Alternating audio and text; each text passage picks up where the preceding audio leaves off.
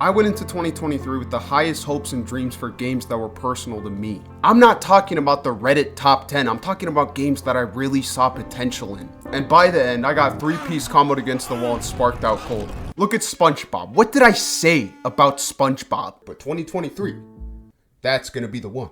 SpongeBob was just not good. UFC 5, I had really high hopes for this one. I loved UFC 4, I put a lot of time into that game, and UFC 5 was the exact same shit, except floatier and the control sucked. Behemoth, which that's how you pronounce it by the way, is one of my personal favorite developers. An alien hominid invasion looks so good, but it's actually nothing but Spam Town 3000 and I hate it. I hate the first one too, fuck that game. Crash Team Rumble, not even the Wumpa leader could play it with the straight face for more than 5 seconds.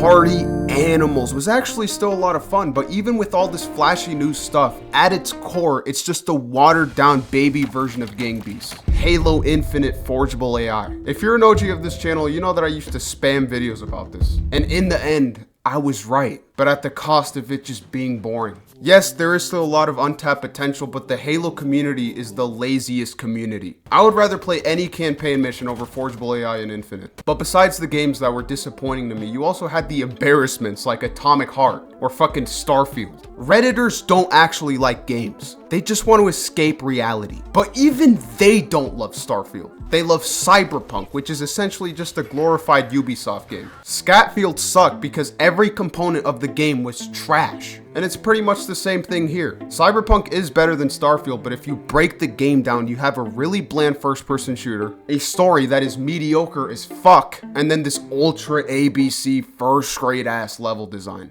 Hogwarts Legacy is another glorified Reddit game. This is one of the most AI-generated games I've ever played. If you remember, not too long ago, I broke into CD Projekt Red headquarters and stole an early build of Cyberpunk multiplayer. This shady-ass company named Lab saw what I did and asked me if I could do the same to From Software, so I said, for sure.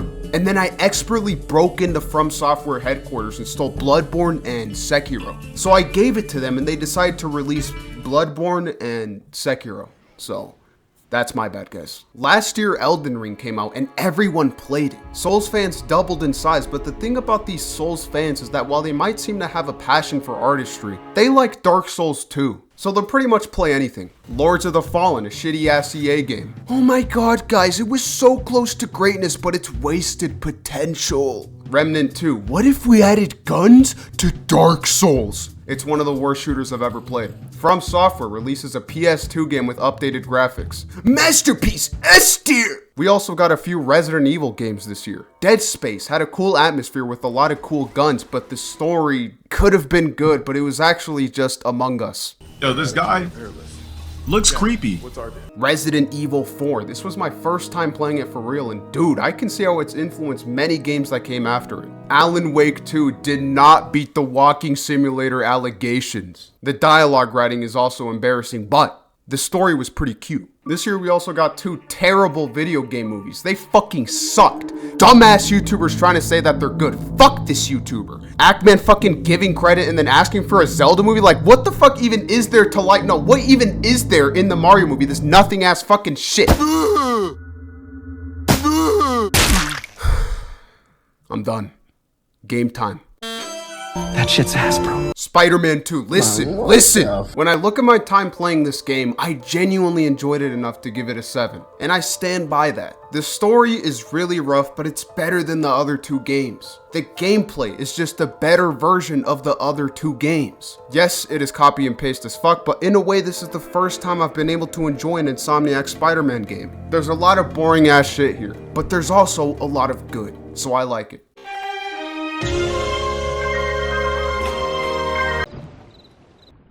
Zelda. Now listen, the gameplay is honestly nothing special. We're talking about gameplay where you can pause the game mid-fight to do stuff. But the mechanics are so malleable and expansive. Pretty much any idea that comes to your head can be done. Unfortunately, these mechanics are inside of a pretty weak-ass game. The objectives are terrible. There's some insanely tedious puzzles, fucking fetch quests, and talk to boring-ass NPCs quests. You have this story that on the surface I can look past, but at some point you have to wonder why they even spent time making it. Like, do people actually enjoy watching Zelda cutscenes? The open world is also bland. The traversal is so fucking annoying, and getting anywhere in this game is tedious. Also, the game looks like shit. I'm not even talking about the Pokemon-ass graphics, but the art style is so bland. But the absolutely insane amount of mechanics makes this game worth it for you to put time into.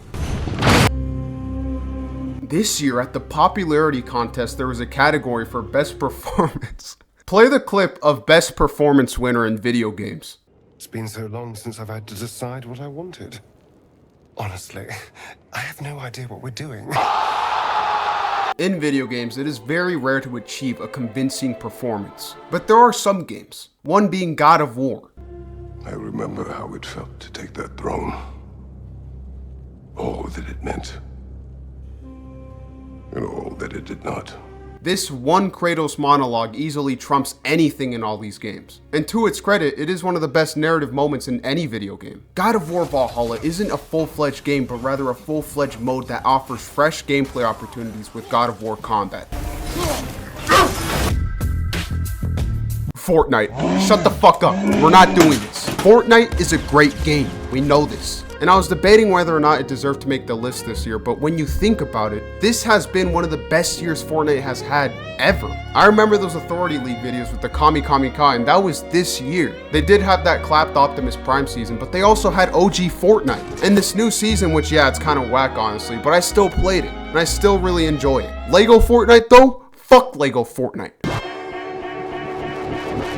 Pizza Tower. Basically, this game is about two Italian chefs fucking going up some tower and they start beating the living shit out of their food or something. I'm gonna be honest, I don't know what the fuck I played, but whatever it was, I loved it. The gameplay consists of platforming and smashing guys, but not in a way that demands perfection. Instead, the game rewards the player for striving for perfection. Not just in getting a high rank, but in the way where when you kick ass in this game, you feel like a fucking goat. You have so many mechanics to pull crazy shit off with, and it always feels amazing. The gameplay by itself is great, but what also elevates it is the presentation. There are some fucking scumbag bosses, but it isn't like Mario where it's just friendly baby ass shit.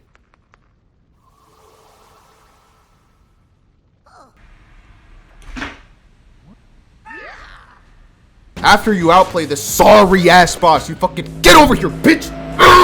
Instead of every level lasting 2 minutes, each one is so stylized with web-like design with lots to discover. There was this cow level where I was just looking at the scenery, and before I knew it, I was in an alien ship fucking dunking guys. Pizza Tower is a miracle video game with an incredible style. I love it. But really, none of what I said even matters. The game has very eye-catching stylized intro art before each level. Now think, what other piece of media does this? Uncle Grandpa, fucking case closed, game of the year, thank you.